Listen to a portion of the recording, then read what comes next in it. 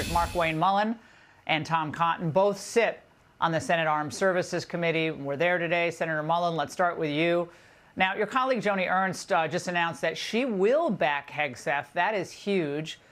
Do you anticipate any Republican defections given how well Hegseth did today?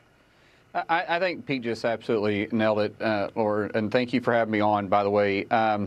I wasn't surprised at all for Joni making that announcement. I thought she played her hand right, meaning that she did exactly what she said she was going to do. She was going to hold until the hearing. She came out immediately, said she was going to support because of the performance that Pete had today. And then, you know, what happens with Susan Collins and Lisa Murkowski, I think they both said they want to listen to the hearing, too. I know Susan personally paid close attention to it. I believe, without question, Pete's going to be confirmed. And I think you're going to have a strong support from all the Republicans, men and women alike. I think he is the right person for the job, and President Trump did a wonderful job by picking him to be the next Secretary of Defense. Now, Senator Cotton, I think a lot of Americans who caught little snippets of this today were shocked, frankly, to find out that we are doing a lot of this woke stuff in the military. People don't cover it like we do, and not everybody follows every iteration of a change in policy in the military. But really, it has hurt, in many ways, our military readiness and hurt our recruiting, which I think he talked about today.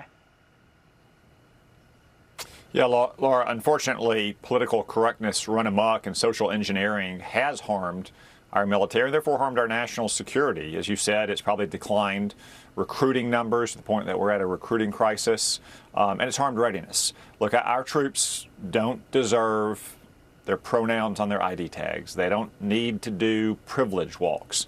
They don't have to go through repeated training sessions about diversity, equity, and inclusion. What they deserve is hard, realistic training to help them prepare them to defend this nation at wartime. The kind of training that Pete Hegseth has conducted and that he's run.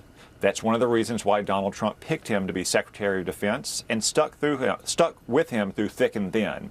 So I do think pretty soon Pete is going to have the requisite number of votes to be confirmed in the Senate. And when that happens, I hope the Democrats will not delay or otherwise obstruct this nomination. If they want to vote against him, that's fine. But President Trump deserves to have his Secretary of Defense on the job promptly. And Senator Mullen, Chuck Schumer claims that Hegseth is unfit for the job. Watch. He is, by outward appearance, woefully unfit for a job like Secretary of Defense. Unfortunately for Mr. Hegseth, his testimony thus far has failed to address the disturbing questions that plague his nomination. It appears Mr. Hegseth's strategy is to follow the 5 Ds of dodgeball: dodge, duck, dip, dive, and dodge. I mean, this is just an unserious former Senate Majority Leader. He's reading his remarks. He can't even speak, extemporaneously about such an important confirmation battle, and that's the best he can do. Well, what's unfortunate is where was Chuck Schumer calling out the President of the United States currently, President Biden, who is woefully unfit to serve. And he's the one that has followed the 5 Ds by dodging reporters for the last 4 years. His staff at the White House openly covering, the left media openly covering for him.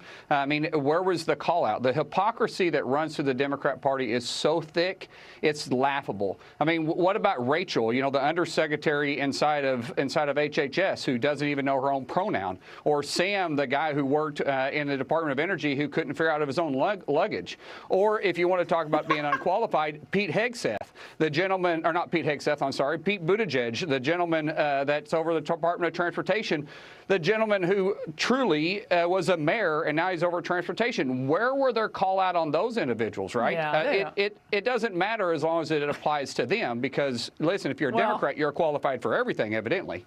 Well, Senator Cotton, if they thought that Hegseth was going to be a big stumbling block for Trump, they probably wouldn't have given him much trouble at this hearing. And they were pathetic today. Nothing hit Pete, right? I mean, they think he's actually going to do what Trump directs him to do with consultation with military experts. But That's what they're really worried about, correct?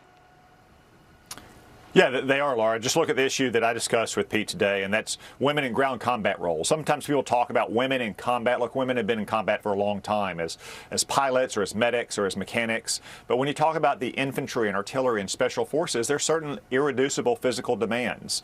Nothing Pete Hegseth can do will make a M240 Bravo machine gun weigh less than 47 pounds. He's not going to make an artillery shell weigh less than 100 pounds. A soldier in full combat battle rattle weigh less than, say, 250 or even 300 pounds. Those are irreducible physical demands, and we need high and gender-neutral standards for those jobs to make sure that all of our troops are safe and ready to fight. The Democrats, though, kept coming back to the issue because they don't care about that. They'd rather have social engineering and quotas to meet their desired end state as opposed to having a fit, ready fighting force to defend this nation.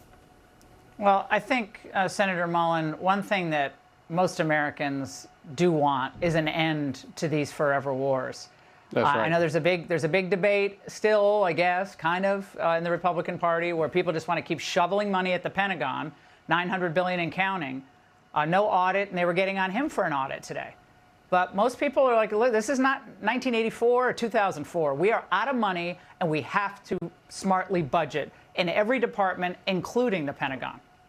That's right. What we have to do is we got to refocused. We got to get refocused inside America and say, what is our wants and what is our needs? Our needs is to have a strong military because we got to have peace through strength, right?